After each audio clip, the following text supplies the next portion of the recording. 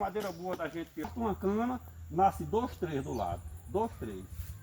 Entendeu? Então assim, a pessoa está tirando, está usufruindo daquele produto, mas que vai nascer outra coisa. E a gente sempre tem que medir, olhar se ele é aprumado, né? Se ele não tem algumas torturas assim, nem essa, para que a gente possa não estar cortando ele à toa. Viu? Então vamos aproveitar aqui para ele não sair, para não ficar muito alto assim, para não sair outros galhos daqui. Né, ó, cortaram aqui, já saiu vários, só para você ter uma ideia. Ó. Foi cortado aqui, mas olha o tanto que nasceu do lado. Ó. Tá vendo? Ó? Né, seu galo? É, desse jeito.